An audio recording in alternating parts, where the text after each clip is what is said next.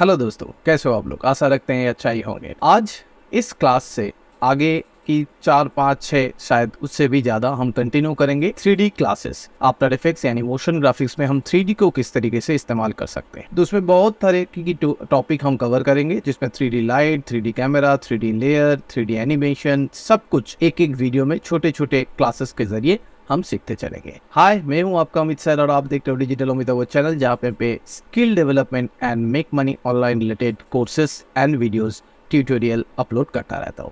तो चलिए ज़्यादा देर ना करते हुए वीडियो को स्टार्ट करते हैं।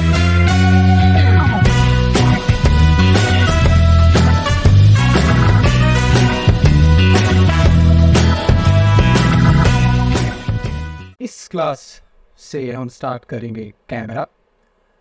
तो पिछले क्लास में हमने लाइट्स के बारे में बात किया था, तो आगे की 2 3 क्लास हम कैमरा के बारे में बात करेंगे, जो कि 3D लेयर का बहुत ही इम्पोर्टेंट एक पार्ट है।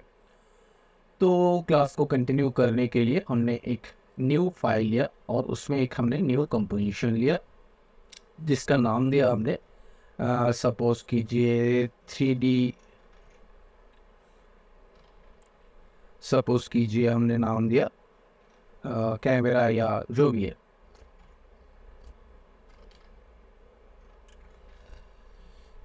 कॉम हमने कुछ भी नाम दे दिया, ठीक है, जो है ये शेप है। ओके, कोई इशू नहीं। तो अब हमारे पास हमने लास्ट में 2 व्यू के बारे में बात किया था। यहाँ पे एक व्यू कैमरा है और यहाँ पे एक, इसको हम फिट कर देते हैं। ये जो व्यू है ये एक एक्टिव है और ये है जो टॉप व्यू है। तो सबसे पहले एक बैकग्राउंड लेते हैं, न्यू सॉलिड। हमने ग्रे कलर का एक बैकग्राउंड लिया, जो कि है हमारा ऑलमोस्ट, मान लीजिए तो बड़ा ही लेते हैं इस बार।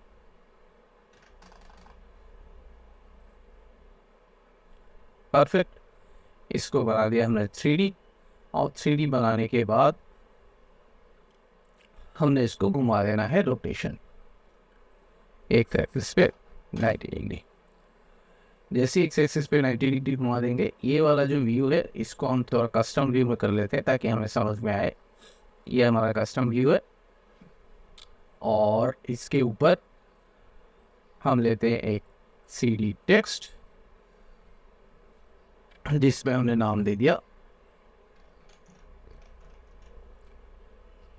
क्योंकि ये सेम कलर में है तो इसका कलर थोड़ा हम चेंज करते हैं।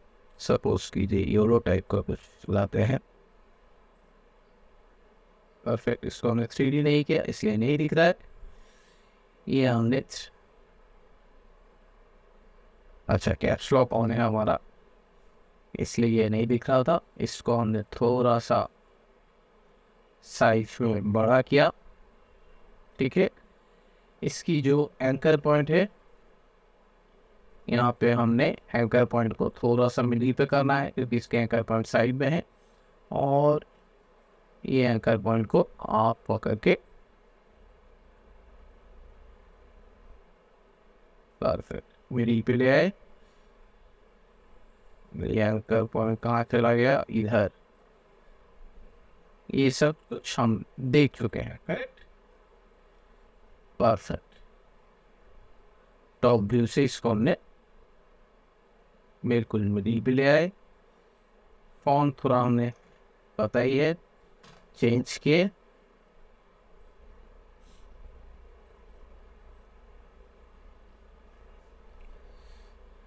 और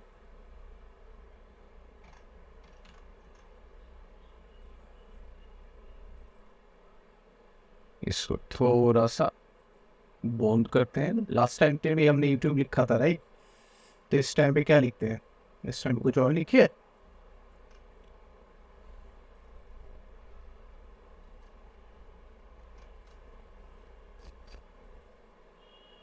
एक काम करते हैं, यहाँ पे कस्टम व्यू ना करते, फ्रंट ऑन करते हैं।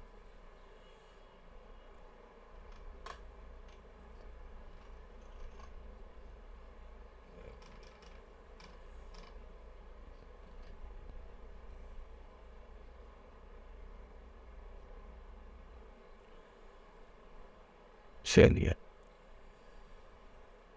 कोई बात नहीं, कैप्चर को ऑफ कर देता हूँ, ठीक है। अब हम यहाँ पे ले आते हैं कैमरा। इसको लाने के लिए सिंपली एक कैमरा हम नाम देते हैं, कैमरा भाई हम देख लेते हैं।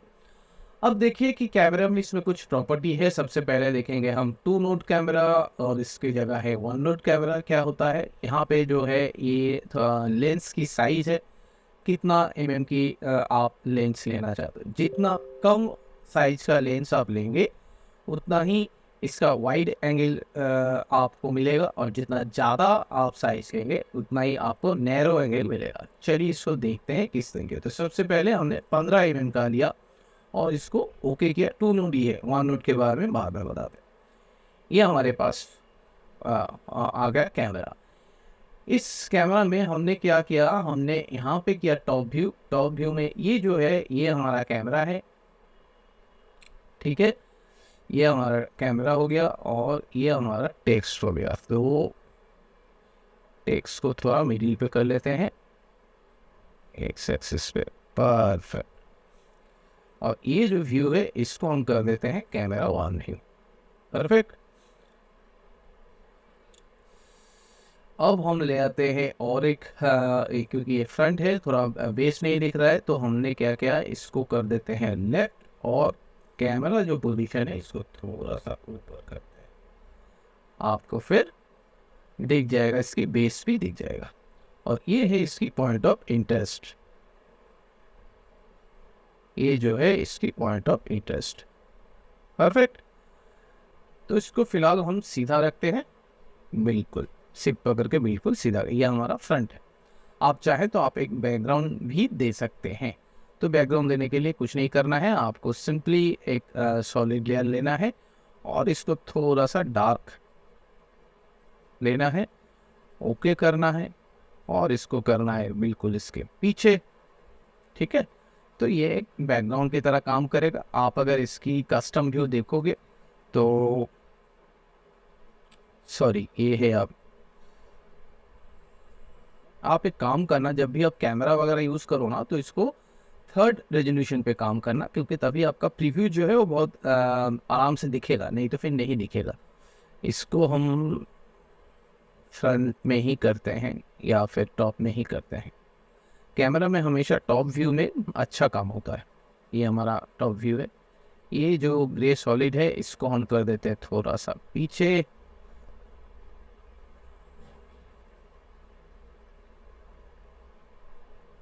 परफेक्ट, ठीक है।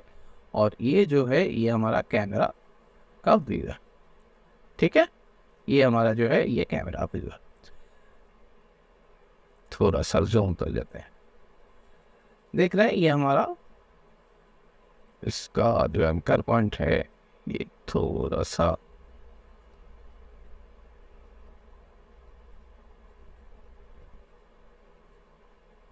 इसके एंकर पॉइंट फिर से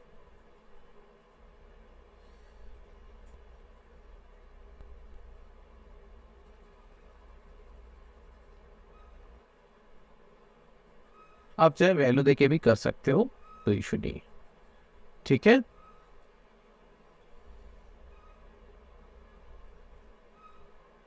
एक काम करते हैं, मैं इसकी ये वाले पार्ट को डिलीट कर देता हूँ और इसको थोड़ा बड़ा कर लेता हूँ।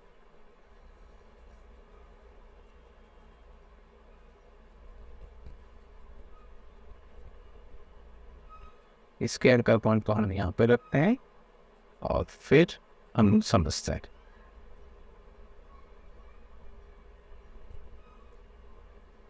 परफेक्ट। अब हमारा परफेक्ट एक कंपोजिशन हो गया है समझने के लिए।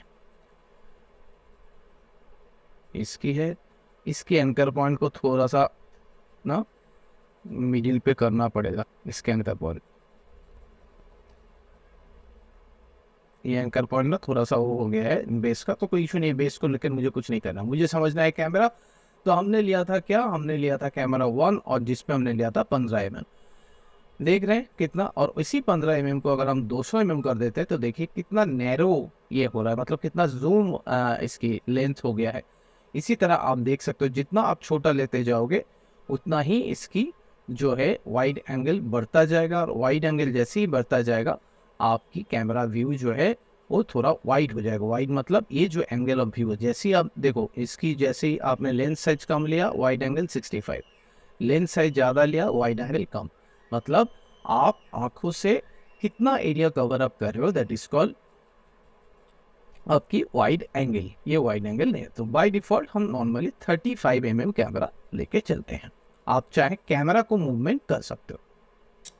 इसके बाद हम समझेंगे 2 note camera and 1 note camera. 1 note camera कुछ भी नहीं, जैसे आप 1 नोट इस पे कैमरा करोगे ना, तो इसमें देखोगे कोई पॉइंट ऑफ इंटरेस्ट नहीं है, इसकी सिर्फ वाइड एंगल आपको दिख रहा है। ये जो ट्राइंगुलर शेप में आपको दिख रहा है और ये जो बॉक्स दिख रहा है, ये आपकी कैमरा है, और इसमें आपको सिर्फ और सिर्फ कैमरा ही दिखेगा। मगर 2 नोड अगर कैमरा आप लोगे तो इसमें आपको दिखेगा आपकी कैमरा, साथ ही साथ आपको दिखेगा आपकी जो पॉइंट ऑफ इंटरेस्ट क्या है।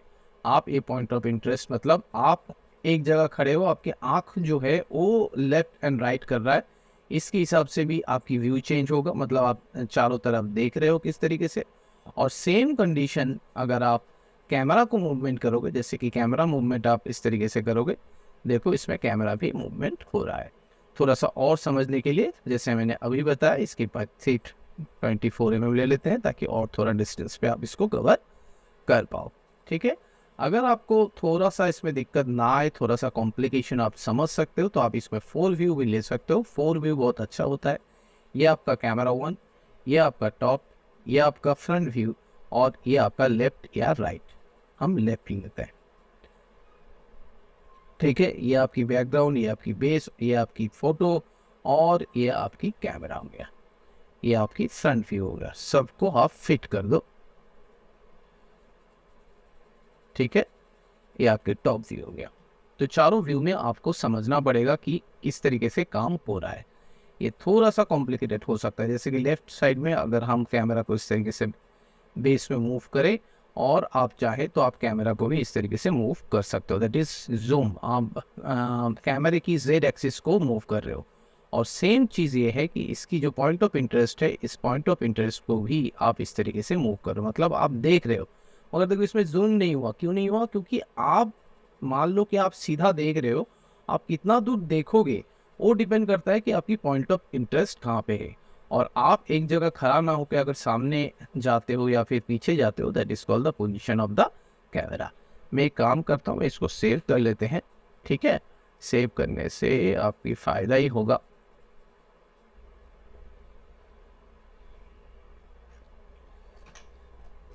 उसमें क्या लिखे?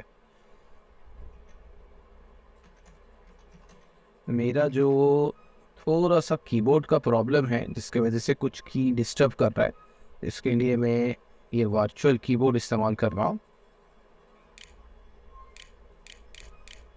ठीक है, सिर्फ इसीलिए तब यूट्यूब के वो ई नहीं प्रेस हो रहा था, अभी मैं समझ में आया कि क्या दिक्कत आ रहा था। तो हम बात करते हो तो दैट इज अनदर थिंग। अब हम देखते हैं ये जो कैमरा है, ये जो कैमरा है, इस कैमरा की जो मूवमेंट है ये हम कंट्रोल कर सकते हैं। यहाँ पे जो कैमरा टूल है उसके थ्रू कंट्रोल कर सकते हैं। जैसे कि हमने यूनिफाइड कैमरा टूल लिया, लेफ्ट की प्रेस करेंगे तो आपका आ जाएगा ऑर्बिट वाला टूल, जैसे कि ये जो ऑर्बिट वाला टूल है ये आ जाएगा। राइट अगर प्रेस करेंगे की तो हमारा आ जाएगा ट्रैक XYZ। एंड मिडिल पे करना है तो मिडिल वाला अगर पोर्शन करेंगे, तो तीनों में क्या है, सबसे पहले लेफ्ट अगर माउस की ऑर्बिट वाला, तो इससे क्या होगा, यहाँ पे आपकी कैमरा है, कैमरा आपने चूज किया हुआ है, और इस तरीके से आप लेफ्ट की प्रेस करके कैमरा को घुमा रहे हो। आपकी ऑब्जेक्ट, आपकी बेस, आपकी बैकग्राउंड सब एक जगह है। आप देख सकते हो कि इसमें सिर्फ कैमरा मूवमेंट हो रहा है और कैमरा को आप ऑर्बिट वाइज रोटेट कर रहे हो, करेक्ट, जहाँ पे आपकी कैमरा पोजीशन था। अगर आप यहाँ पे देखोगे तो यहाँ पे लिखा हुआ है कि orbit camera tool, track XYZ tool, तो राइट क्लिक और XYZ टूल जो है, इससे आपकी कैमरा की मूवमेंट आप सीधा देख रहे हो, आप किस तरीके से मूवमेंट इसकी कर रहे हो। तो आप लेफ्ट की या लेफ्ट की प्रेस करते हुए माउस के साथ ये आप काम कर सकते हो। और मिडिल पोजीशन करने के बाद इससे आपको Z एक्सिस में एक्सिस मिल जाता है। ठीक है, आप इस तरीके से इसकी मूवमेंट कर सकते हो। सिंपल अगर आप देखोगे ये है आपकी ट्रैक Z कैमरा टूल, ये आपकी XYZ टूल, ये आपके ऑर्बिट मतलब रोटेशन के लिए, XY camera tool XY direction पे आपको डायरेक्शन देने के लिए, और Z कैमरा टूल आपकी Z एक्सिस में डायरेक्शन देने के लिए। तो सबसे पहले हमें समझना पड़ेगा। अब आप बोलोगे कि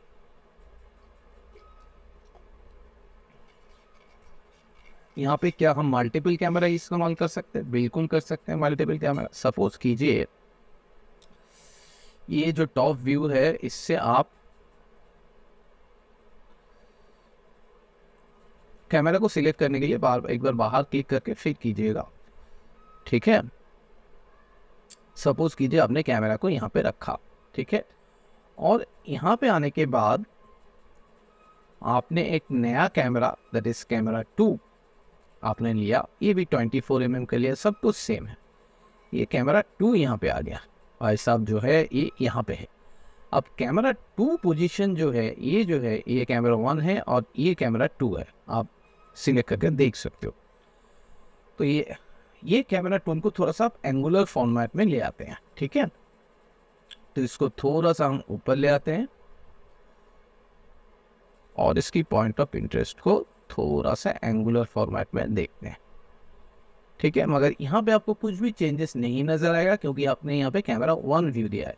यहाँ पे अगर आप कैमरा 2 देते तो आपको दिख जाता कि ये किस तरीके से बिहेव कर रहा है।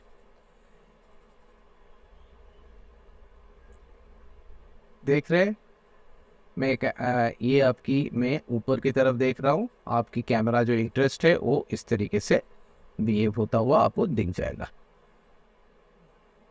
उसको थोड़ा मूवमेंट।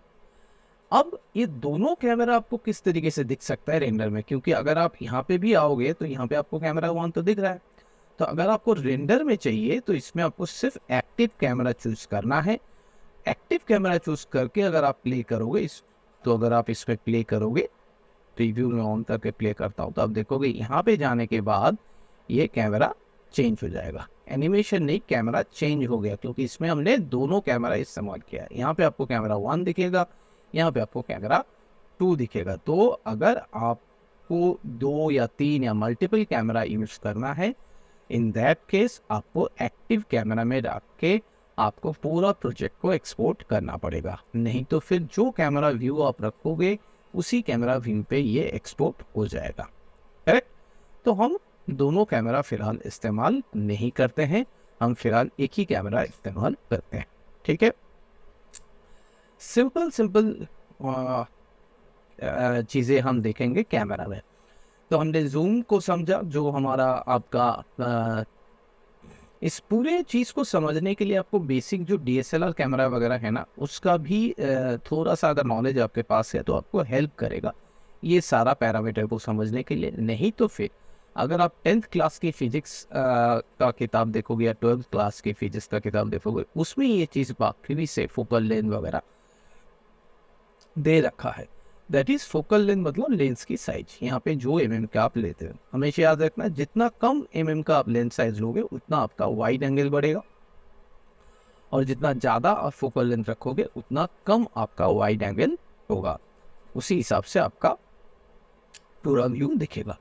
क्लियर।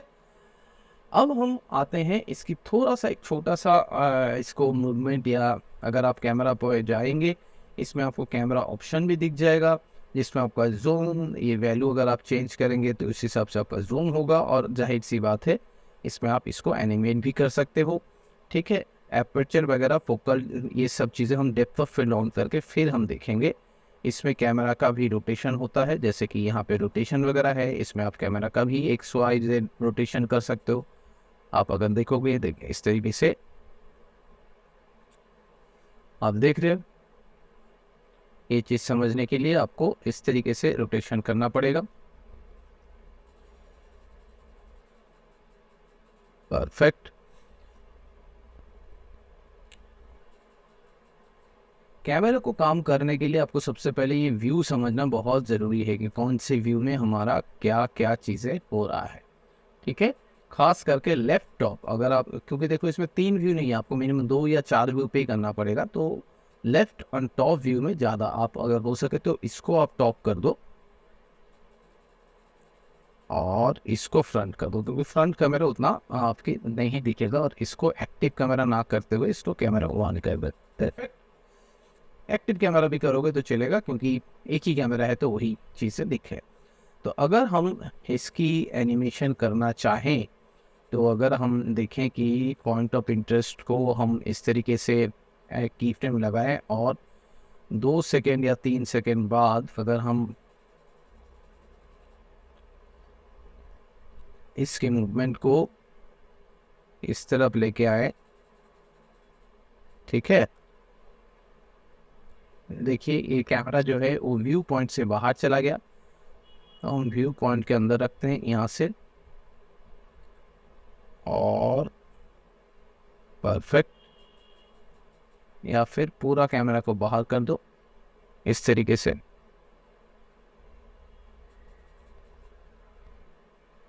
परफेक्ट। और एक काम करो, यहाँ पे ये जो की फ्रेम है इसको डिलीट करके ये जो की फ्रेम है इसको यहाँ पे कर देते हैं, तो कि हमारा स्टार्टिंग पोजीशन यहीं पे रहेगा, ठीक है। और इस पोजीशन पे हम कैमरा जो है इसको फिर से एनिमेट करता हुआ देखिए आ रहा है। अगर हमें यहाँ पे थोड़ा देर रुकना है, हम इसमें थोड़ा देर रुक सकते हैं, ठीक है। अगर हमें इसमें थोड़ा सा एंगुलर फॉर्मेट में देना है, तो हम इसमें वाई एक्सिस में भी थोड़ा सा पॉइंट आउट करेंगे, ताकि हमारा जो बेस और बैकग्राउंड है वो दिख जाए, मगर हमारा जो पॉइंट ऑफ इंटरेस्ट है वो यहीं पे रहे। इसको अगर थोड़ा सा पीछे ले जाना चाहे हम पीछे भी ले जा सकते हैं, और थोड़ा सा ऊपर भी हम इसमें कर सकते हैं। पॉइंट ऑफ इंटरेस्ट को सेम पोजीशन पे रखना है,